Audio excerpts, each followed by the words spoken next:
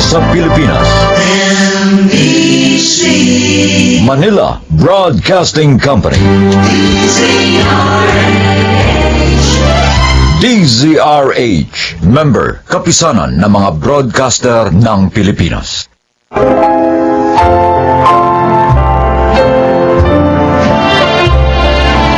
Mga kaibigan, narito ang isang kasaysayan na kapupulutan nyo ng aral sa buhay.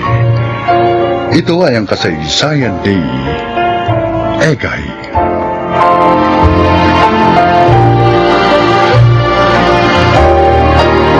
May minahal akong babae, si Abby. Ipinigay ko sa kanyang lahat. Ginawa ko siyang mundo ko. Ngunit hindi yung naging sapat para manatili siya sa akin. The next thing I know, ikakasal na siya sa ibang lalaki. Ladies and gentlemen, may I present to you the newlywed, Mr. and Mrs. Jed and Abby de la Serna. Grabe! Officially Mrs. De La Serna ng kapatid ko. Kay tagal niyang hinintay to, Egay. Oo nga eh. Ayan, pinipirmahan na nila yung marriage certificate. Ay, talagang wala nang makakapaghiwalay sa kanilang dalawa. Hey, Egay, smile ka naman dyan. Huwag kang malungkot. Sa bagay, naiintindihan kita. Alam ko mahal mo pa rin si Abby hanggang ngayon. Ikaw naman talaga ang una niyang minahal eh.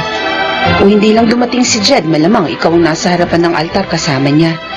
Pero, ganun talaga ang buhay. Move on ka na lang. Masaya na si Abby sa piling ni Jed. Kaya dapat, maging masaya na rin tayo para sa kanya. Masaya naman ako para sa kanya, Crystal. Oh? Sabi ko nga sa kanya, bago siya ikasal, suportado ko siya sa anumang desisyong gagawin niya. Tama yan. Huwag ka mag-alala. Mahahanap mo rin yung totoo mong kaligayahan.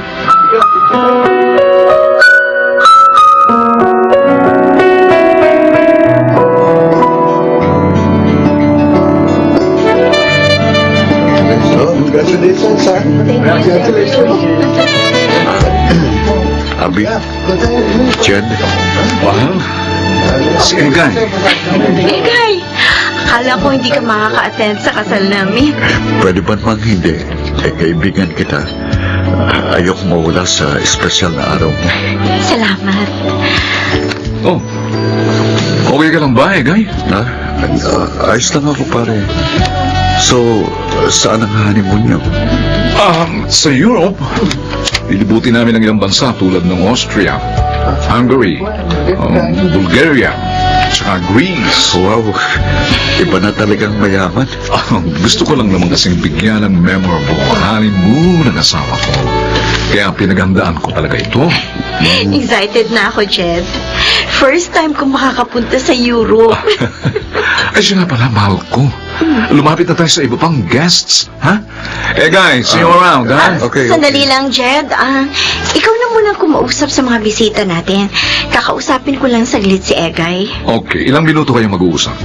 Give me 5 minutes. 5 minutes. Okay. Sige, maiwan ko muna kayong dalawa, ha? Ako na lang muna ang bahala sa ibang guests. Egay, I'm sorry. Sorry for what? I know, nasasaktan ka pa rin sa nangyari. Please, Abby. Huwag mo nang ipaalala sa akin yan.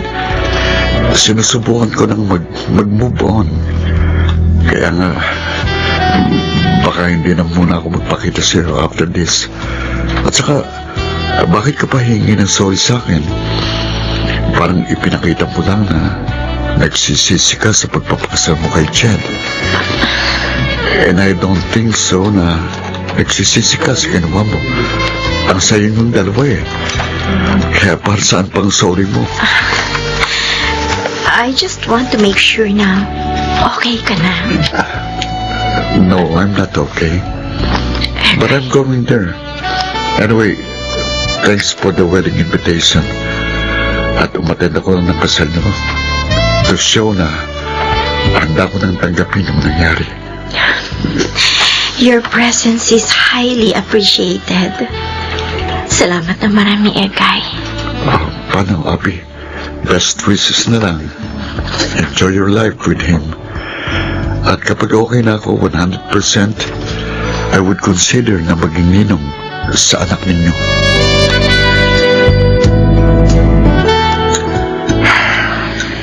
Sure ka na ba talaga sa desisyon mo? Matagal ko nang gustong bumalik sa Amerika para makasama ko ulit ang mga parents ko. At saka, para tuluyan na rin akong makamove on sa nangyari sa akin. Alam mo, Egay, maganda yung desisyon mo. Sana bumalik na ulit sa dating buhay mo. Salamat, Crystal, sa palaging pagtulong mo sa akin. Dahil sa'yo kaya medyo bumaba ang emotional stress ko dahil sa nangyari sa amin ng kapatid mo. Ano ka ba? Wala yun. Masaya ako't nakatulong ako sa'yo. At saka, ginagawa ko to para parang paghingi na rin ng tawad sa ginawa sa'yo ni Abby. Alam ko naman na minahal mo siya. Si Abby lang itong walang satisfaction. Hindi ko na sinisisi si Abby sa nangyari sa relasyon namin. Siguro, this is God's will. At saka, hindi talaga siguro kami magkapalad. Kaya ganun ang nangyari sa amin. Pero kasal ng kapatid mo at masaya na siya sa buhay niya. Kaya wala nang rason para hindi ko siya i-let go sa puso ko.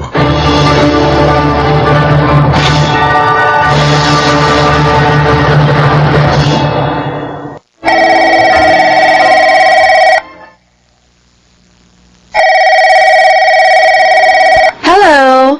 Crystal, Yes? Ako nga. Sino to? do you still remember me? Does Edgar Manansala still ring a bell? Oh, Egay! Grabe, hindi kita nabosesan, ha? Pasensya ka na. Wait! Ano, kumusta ka naman? Saan ka na? I'm here at Shuttle. Well, after 5 years, I'm planning to go home. Really? Oh, that's nice. Ikaw, Crystal, kumusta ka na? May asawa ka na? Wala pa rin. As in single pa rin? Yeah, ganun talaga. Hindi ko pa rin makita si Mr. Right after 5 years. Pero okay lang. Maganda naman ang career ko. Oh, so, what made you decide na uuwi ka na ng Pilipinas? Well, I miss everything, including you. Oh, ganon? Pero good decision yan. Masaya ako't babalik ka na ng Pilipinas.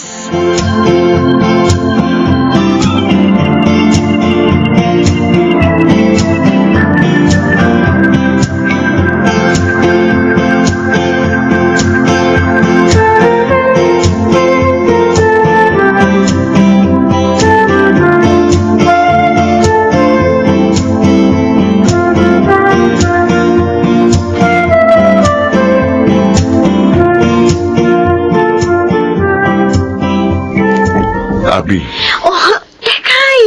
Ikaw pala. Umuwi ka na pala galing na Amerika. Ano, kumusta ka na? eto, okay lang. Ikaw, Okay lang.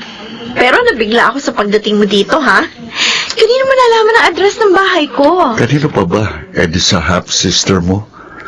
Ganun ba? Mabuti naman napasyal ka. Kala ko nakalimutan mo na ako. Pwede ba yun? Siyempre hindi. Kayo ni Crystal ang ilan lang sa mga kaibigan ko dito. Pero, curious lang ako, ha? Bakit ka umuwi?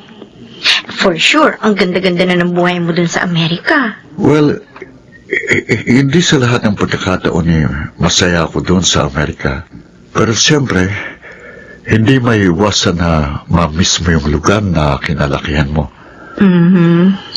Babalik ka pa ba ng Amerika? Oo. So, nagbabakasyon ka lang pala dito.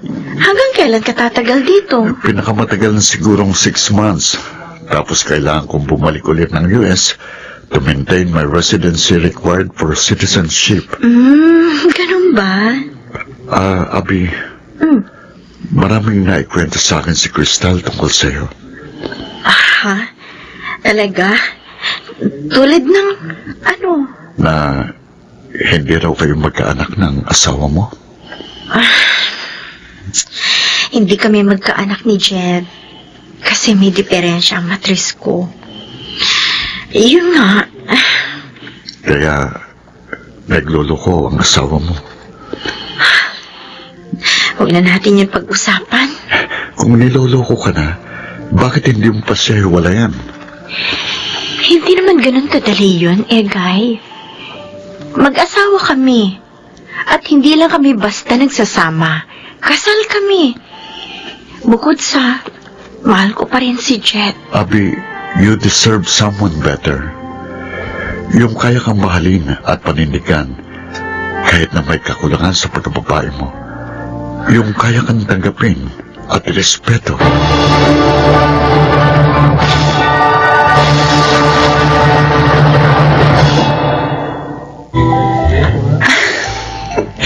This is the happiest day of my life, Egay.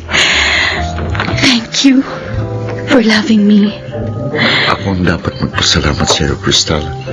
Kasi finally, sinagot mo na ako. Well, naisip ko, bakit ko pa patatagalin? Kitang-kita ko naman na mahal mo talaga ako.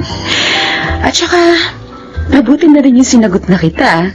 At least, akin ka na. Hindi ka na maaagaw pa sa akin ng iba. I promise, hindi mo pagsisisihan na naging boyfriend mo ko. Crystal! Oh, Guy! Abby! Come, join us! Ano palang ginagawa mo dito? Ay, may imimit lang akong client dito sa resto. Mm. Okay yun, Egay. Anong balita sa inyong dalawa? Well, magandang balita. Boyfriend ko na si Egay. Ha? Excuse me.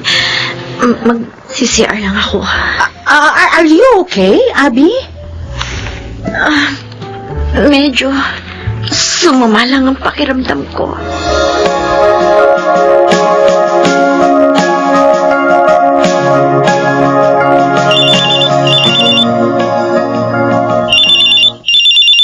Hello? Abi, Egay? kumusta ka na? Okay na ba ang pakiramdam mo? Oo. Mabuti na ang lagay ko.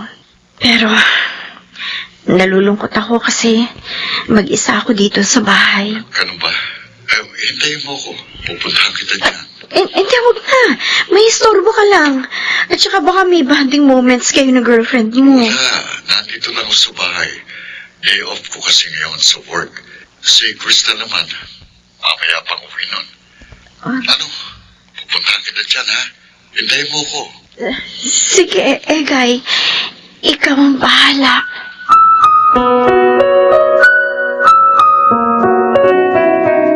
Oh, kumain ka lang ng kumain dyan. Magpakabusog ka. Salamat, Egay. Talagang inasikaso mo pa ako ngayong araw. Sa bagay, palagi mo naman ginagawa ito sa akin. Basta't matiyak ko lang na maayos ng ligay mo. Okay na ako, kampante na ako. Pero Abi, imbis na magmukmukan dito sa bahay, bakit hindi mo libangin ulit ang sarili mo? Lumapas ka. Kung gusto mo, maghanap ka ulit ng trabaho para ma-divert yung atensyon mo sa mas mahalagang bagay. Kaysa naman sa panayang asa mong babalik si Jed sa'yo. Hindi na babalik si Jed. Hindi, Egay. Kahit pagbali-balik ta rin man ang mundo, asawa ko pa rin siya. At nararamdaman ko, babalik pa rin siya sa akin. Bakit ba sobrang mong mahal na mahal yang si Jed? Hindi ka na nga niya mahal, hindi ba? Hindi na nga asawang turing niya sa'yo eh. Tapos, eto ko pa rin. Abi, gumising ka sa kaibangan mo sa lalaking yon. Makinig ka sa akin. Hindi ka pinanganak para magtusa lang habang buhay. Kaya please, pakiusap. Hanggat hindi pa huling lahat. Hanggat nasa katinuan pa ang pag-iisip mo, kalimutan mo siya. Matuto kang i-let go ang mga bagay na matagal nang nawala sa'yo. Mabuti ka pa. Na-let go mo na yung mga bagay na nawala sa'yo noon. Hindi ko dapat sinabi sa yung huling sentence na sinabi ko kanina. Dahil kasi sa totoo lang, hindi ko pa na ila-let go ang nakaraan ko. Anong ibig mo sabihin? may feelings pa rin ako para sa'yo. Kung hindi mo lang sana ako ipinagpalit kay Jed, hindi sana masaya ka na sa buhay mo ngayon. Abby, kung naging asawa mo lang ako, hindi ko gagawin yung ginawa sa'yo ni Jed. Dahil ikaw lang ang mamahalin ko habang nabubuhay Egay, ako. please, tama na. Huwag mo nang sabihin yan sa akin. Alam mo namang imposible nang maging tayo. May asawa na ako. Ikaw, girlfriend mo na ang kapatid ko. Mas deserving sa pagmamahal mo si Crystal kaysa sa akin. Abby, Masaya na ako sa setup nating dalawa. Hanggang dito na lang yon. Huwag na tayong gumawa pa ng panibagong problema. Abi! Eh, guy! Oy, pumasok na kayo sa loob. Magsisimula ng party. tara na, Abby. Pumasok na tayo sa loob. Mamaya na lang ako papasok. O sige, mamaya na lang din ako. Magyoyosi muna ako.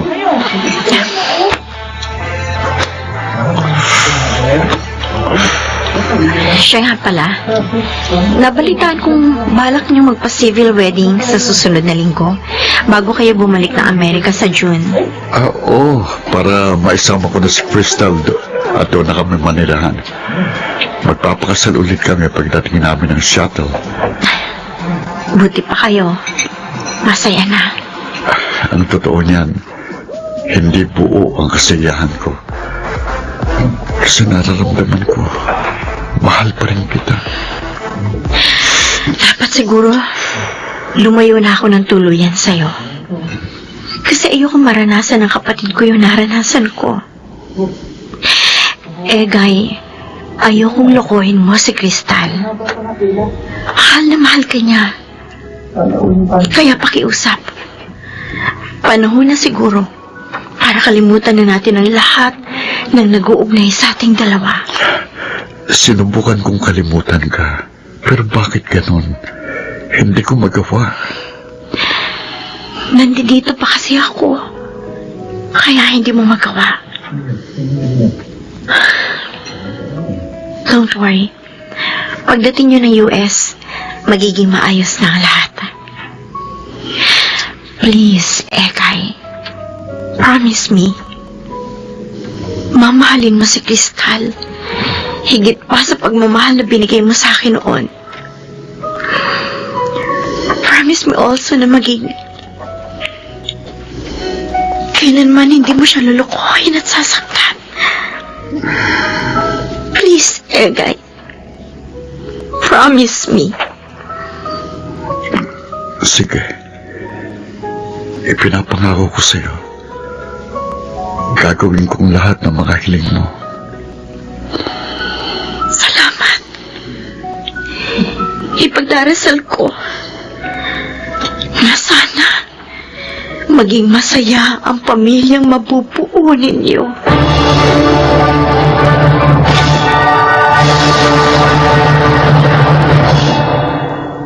Hindi man kami nagkatuluyan ni Abby, pero masaya na rin ako sa aking buhay, kapiling ang aking asawang si Crystal.